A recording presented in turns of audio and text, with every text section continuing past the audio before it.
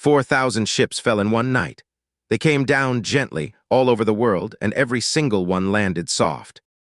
Rosa Ibarra watched 3 of them come down over the valley from the porch of the group home, where she had spent 20 years fostering children the system had run out of places for. The lights drifted rather than fell, like seeds from some enormous hand, glowing amber as they settled into wheat fields and rice paddies and city parks on every continent. No explosions, no craters.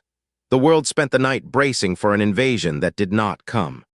By morning the count was confirmed. 4,012 pods spread across every inhabited region on Earth, each one the size of a rowboat, each one warm to the touch and humming softly. And each one, the scanners said, held a single sleeping child. Not human. The first pod opened in Kenya at dawn on its own schedule, unsealing like a seed case. The creature inside was small, gray-gold, 4-limbed and large-eyed, curled in a nest of fabric that was not fabric. Every biologist agreed within hours, a juvenile of an unknown species. Every parent who saw the footage agreed instantly. A child, deeply asleep, with its arms wrapped around an object the size of a toy. The object was a recorder. When a technician touched it, it played, and what it played stopped the whole planet in its tracks. It was a human lullaby. Brahms, wobbly and imperfect, taped off some distant intercept of a centuries-old radio broadcast. And woven through it, an alien voice sang along, softly, in no language on Earth. The universal sound of a parent singing a child down into sleep.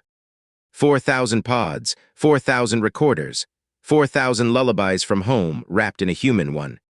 Rosa Ibarra stood in the wheat that morning, looking at a warm amber pod with a sleeping face inside, and said the thing 20 years of fostering had taught her to say first. Before the questions, before the fear.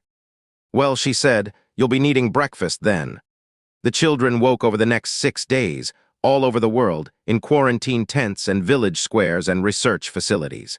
The plans made for them fell apart on contact. They woke the way children wake in a strange place, frightened, hungry, and looking for a hand to hold. They imprinted fast and hard on whoever fed them, held them, stayed.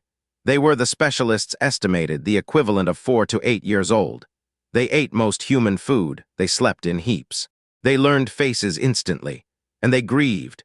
The reports kept underlining that. They would play for an hour, laugh at almost anything, and then some small thing, a smell, a song, a slant of light, would fold them up around their recorders, keening softly. The sound rewrote the mind of every adult who heard it. Nobody knew what they were or why they had come. The pod's drives were burned out, deliberately, one way. The recorders held lullabies and nothing else. The children knew their own names, a handful of words and one gesture, pointing up at night at one particular part of the sky, then holding on to whoever was closest. Governments convened emergency sessions. Quarantine protocols collided with footage of soldiers carrying sleeping gray-gold children on their shoulders, and lost. The children went, country by country, into the systems humanity already had for children without parents, which meant, in practice, into homes. Rosa Ibarra took 3. The one from her wheat field and 2 more from the valley, because the placement officer knew her record. She had raised 41 fosters in 20 years. She converted the attic dormitory in an afternoon. The 3 would not sleep the first night, or the second. On the 3rd night, out of tools and out of ideas, Rosa sat on the attic floor between their nests and sang the only lullaby she knew all the words to. Her grandmother's in Spanish about a little donkey. All 3 children went still. Then the smallest crawled into her lap, pressed its recorder to her collarbone, played the Brahms with the alien voice woven through, and fell asleep mid-song. Trade accepted, Rosa whispered. She stayed until dawn, not moving, doing the oldest job there is. 40 days later, the fleet arrived. The fleet announced itself from beyond the moon with a single transmission in cold, machine-assembled English, and every government on Earth went quiet at once. You hold 4,012 stolen assets of the continuity. They are minors of our species, removed unlawfully. You will assemble them for retrieval. Compliance will be complete. This is not a negotiation. The fleet made the message redundant. 300 warships, matte gray and knife clean, took station in a precise lattice between Earth and the moon. Every specialist who studied the imagery reached the same conclusion. Humanity's combined fleets might inconvenience them for an afternoon. The stakes assembled themselves in every language at once. 4,000 children, now in 11,000 human households, or planetary annihilation. Governments that had spent 40 days competing for placement quotas began, quietly, drafting assembly orders. The word assets did a great deal of work in those drafts. It was easier to comply with an inventory request than a hostage demand. Rosa Ibarra heard the news on the kitchen radio with 3 gray-gold children eating porridge at her table, 2 of them arguing over the honey. And she noted, with the calm that 20 years of custody hearings had installed in her, the thing the transmission had accidentally confirmed. Stolen, it said, removed unlawfully. But the pods had been launched, not smuggled. One-way, deliberate, burned-out drives, lullabies packed by unhurried hands. Whoever sent these children had done it in the open with time to sing to them first. You do not steal 4,000 children by gently seeding them across a chosen world with their favorite songs. You save them from something, and the something had just arrived, calling itself the owner. That afternoon, the placement network Rosa had helped run for 2 decades lit up with a message she typed herself. 2 sentences, later read into the records of the General Assembly. Before anyone assembles anything, has a single government asked the children what the continuity is? Because mine just saw the fleet on the feed, and all 3 of them hid under the table. The children were asked in the end, because Rosa's 2 sentences went viral in 9 languages and made not asking politically impossible. It took a week, and it took the foster families, because the children would speak only from a trusted lap. Linguists worked through 11,000 households with picture boards and infinite patience. And the children in fragments in 200 nurseries at once, independently and consistently, told the same story. The continuity was not a nation. As near as the analysts could render it, it was a system. Ancient, total, a machine of sorting into which their kind was born, assessed, and used. The children had no word for parents in its vocabulary because the continuity did not have them. It had cohorts and yields. But their kind kept having parents anyway, biology outvoting policy generation after generation. The bonded families that formed in secret were called, in the system's language, defects. The 4,000 were a defect cohort, children who had bonded and been scheduled for correction. The linguists first rendered that word as reassignment, until a 6-year-old in Portugal with a picture board and terrible patience made them understand. It meant the removal of the part that loves. Their parents, the bonded families of 100 creche worlds, had built the pods in secret over years. Then they had done the arithmetic that has no answer. The pods could carry the small ones only. Anyone grown was too heavy for the range. So they had chosen a world. The children told this part clearly, every one of them the same way, pointing at the sky, then at the recorder, then at whichever human was holding them. The continuity's listening posts had archived centuries of Earth's radio leakage as noise. The parents had stolen the archive and listened and chosen. They did not choose us for our fleets, the chief linguist told the General Assembly. They had catalogued fleets. Fleets were what they were fleeing. They chose the world whose noise was full of singing to children. The recorders were packed with our own lullabies, so the little ones would know the sound of the place. So it would already be home when they woke. The hall was silent. Then the delegate from Chile, a grandmother, said the sentence the age is named for. They heard us singing to our children across 100 light years. God forbid we stop now. The continuity's second transmission arrived on day 51, and it had a deadline in it. Retrieval commences in 20 days. Assets will be assembled at designated sites or extracted individually. Interference will be removed. The fleet lattice tightened. Military command reported in closed session what everyone already knew. There was no military answer. 20 days. What happened in those 20 days had no precedent and no central plan. Historians have given up assigning credit, though most accounts begin with the Foster network, and most accounts of the network begin with Rosa Ibarra. She was the one the families called. Her kitchen table became, by default, the war room of the strangest resistance ever mounted. The strategy that emerged was, in retrospect, the only human one. Ships could not be fought. Compliance could not be born, so the species did the third thing. It adopted formally all 4,000 children. At once, everywhere. Not metaphorically, legally. In 19 days, an emergency instrument drafted by family court lawyers moved through every legislature on Earth.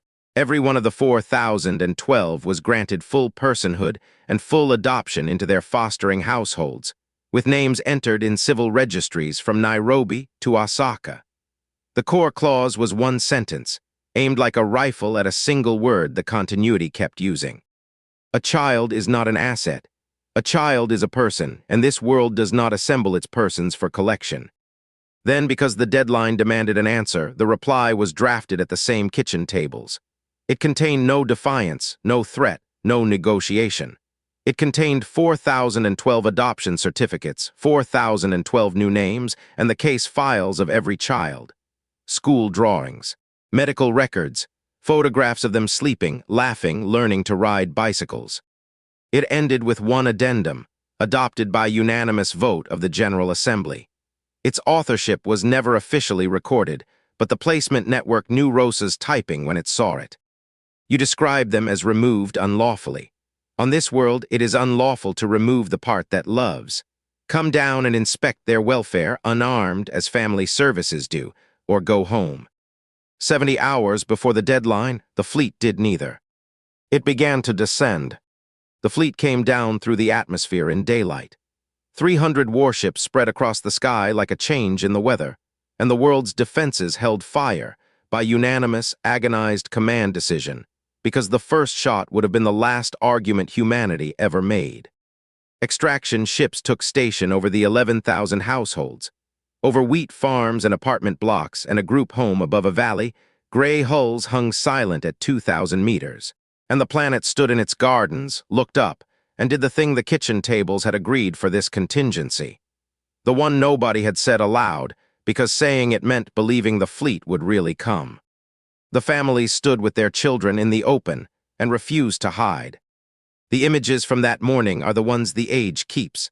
A grandmother in Kerala on her roof, 4 gray-gold children in her arms and her own grandchildren around her knees. A Warsaw street where an entire apartment block stood in a quiet ring around one small child in a school uniform.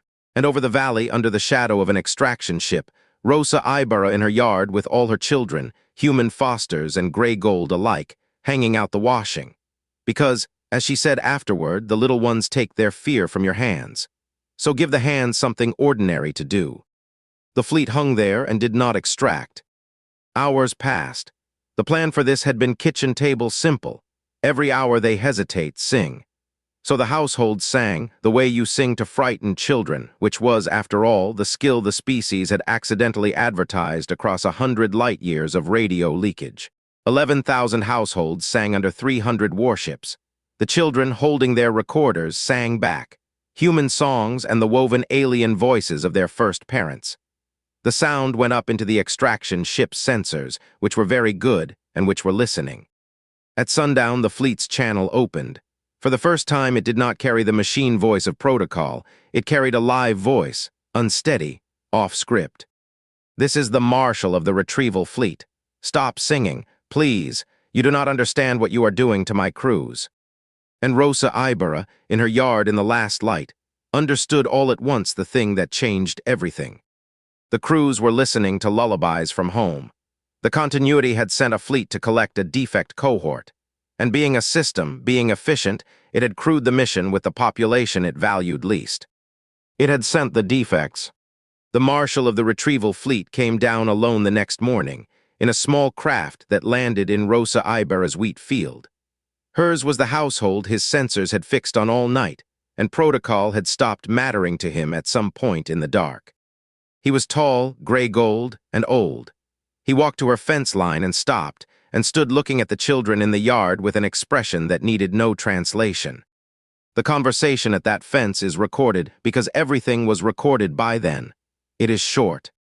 He said, I was born in a bonded family. It was corrected when I was small. I remember one song, a fragment, I never knew where it ended. Then your households began singing last night. And my communications officer, who is a defect, and my gun crews, who are defects, and 9 in 10 of every crew the continuity conscripts for work it will not dignify. All of us stood at our stations. listening to 4,000 of our children, safe, named, held, singing the endings of songs. He looked at the smallest of Rosa's three, watching him from behind her legs with a recorder hugged to its chest. "My orders are to retrieve the assets," he said. "I am here to report that the assets cannot be located. I find instead persons. Persons with names in families on a world that codified their personhood in 19 days. My fleet's assessment will state that no assets exist within this system." He paused, and the cold grammar of the continuity fell away entirely. "They will send another fleet. Larger, crewed the same way because we are always crewed the same way. It will arrive, and it will listen, because listening is the one thing the continuity has never learned to prevent. Its marshal will stand at a fence like this one and file the same report. And then another. You have not defended 4,000 children, madam. You have built a lighthouse for every defect crew in the continuity's inventory. It does not know it yet, but it has already lost because its whole fleet is made of us." Rosa Ibarra, who had conducted harder custody conversations at harder fences than any diplomat alive, opened the gate. "You'll be needing breakfast then," she said. "All of you, tell your crews there's room in the valley." The marshal stood very still. Then he made a sound his species makes only in bonded families. The children in the yard all answered it at once. And he came through the gate. The defection of the retrieval fleet took 11 days, and it happened the way the marshal had predicted. Crew by crew, fence by fence. 300 warships came down, not in a wave but in a long, hesitant trickle, requesting, in increasingly unprotocol language, permission to land. Permission was granted by a planetary authority that consisted in practice of the Foster Network's placement algorithms, hastily rewritten to place 40,000 adult refugees instead of 4,000 children. They were housed the same way, distributed, adopted, absorbed into valleys and villages and apartment blocks. The species had 60 days of practice by then, and had discovered it was collectively rather good at this, and prouder of it than of anything its fleets had ever done. The continuity sent the second fleet within the year. It was larger, as promised. It arrived, and it listened because its own protocol required signals assessment. And the signals from Earth now included 40,000 of its former crews broadcasting, on open channels, in their own language, the endings of songs. The second fleet's marshal filed the report the first had predicted, and came down to a fence in Kerala. The third fleet never came. What came instead 2 years later was a single unarmed vessel of unknown design, requesting coordinates for, the transmission said, the world of the fence gates. It carried 200 elders of the bonded families, the surviving parents of the seed cohort, released because the continuity had begun quietly divesting itself of populations it could no longer efficiently hold. Its conscription pools were thinning. Its defect crews had stopped coming back. Systems do not surrender. They deprecate. Somewhere in the continuity's cold ledgers, a line item changed, and a species worth of stolen childhoods was written off as unrecoverable. The reunions were not what the news feeds expected. The children were older, renamed, rooted, speaking 2 languages. And their first parents had prepared for that across every light year of the crossing, in the only way their culture prepared for anything. They came singing, the children answered, the songs at last had both halves. And then the 200 elders did the thing nobody had dared hope for. They asked formally through the network to be placed, not to reclaim, to join. "There is room in the valley," their petition said, quoting a sentence every one of them had memorized in transit. "We are told there is breakfast." 10 years on, the world had a new ordinary, and the seed children were teenagers. Every fostering culture in the galaxy, it turns out, experiences that the same way. They were in the schools, the sports leagues, the arguments about curfews. They spoke their households' languages with their households' accents. They were citizens of their nations, and collectively, informally, the planet's kids, watched over by a whole species with the fierce, slightly ridiculous pride of a small town whose orphans had all turned out well. The gray gold were becoming doctors' apprentices and terrible teenage musicians. One, to a week of global delight, became a licensed crop duster pilot, because the valley needed one and she was the best applicant. The 40,000 defectors and the 200 elders wove in around them. A diaspora finding out what it was when nobody was assessing it. They brought their crafts, their engineering, their songs, and their grief. Humanity, which had plenty of its own grief, and a long tradition of cooking for it, made room. And the sky kept changing. The continuity's divestment became, over the decade, a slow hemorrhage. Ships assigned anywhere within listening range of Earth's expanding signal developed reliability problems its planners could model but not prevent. And the signal did expand, because half the planet's broadcasters now transmitted the songs on purpose, on schedule, aimed outward. Crews vanished into the fence-gate world's growing gravity. Whole stations went dark and turned up years later in Earth's outer system, asking after breakfast. Humanity never fired a shot. It never needed to. It had found, by accident, the one weapon a total system cannot armor against. Then, being humanity, it had refined it, industrialized it, and broadcast it on repeat. Proof that the part that loves grows back. Rosa Ibarra was old now. The group home had 4 staff, and a waiting list of volunteer aunties 11 pages long. Her original 3 were grown and gone, and endlessly, noisily back for the weekend. A documentary crew asked her, on the 10th anniversary, how it felt to have changed the arc of an interstellar civilization from a kitchen table. She considered the question with the expression she kept for social workers who said words like outcomes. "I fostered 3 scared kids," she said. "Everything else is just what that looks like at scale." Rosa Ibarra died in autumn at the group home with the house full. It was the only way she would have permitted it. The funeral filled the valley. Her 41 human fosters came with their children. Her 3 came, grown and gray gold and unmistakably hers in every gesture. The marshal came, ancient now, the first defector who had never left the valley, who had run the placement network's logistics with military precision for a decade, and who was known to 3 generations of children, human and gray gold alike, as Uncle Fence Gate, a name he pretended to tolerate and had once been caught painting on his own front door. They buried her on the hill above the wheat field where the first pod of her life had landed. The stone carries, at her written instruction, no account of the age she named. It carries her name, her dates, and 2 sentences cut deep by a stonemason who was one of her fosters. Deep enough to outlast the language. "You'll be needing breakfast then. There's room in the valley." That night, without announcement or coordination, in a tradition nobody planned and everybody understood, the households of Earth put their lights on early. All of them. Everywhere. The way you leave a light on for children coming home late. And out beyond the moon, where there is always now some new hesitant trickle of gray ships inbound from the continuity's fading inventory, crews at their listening posts picked up the planet's evening signal and heard it swell. 4,000 households strong. Then 1,000,000. The whole absurd singing species at once, broadcasting the message it had been broadcasting by accident since the invention of radio.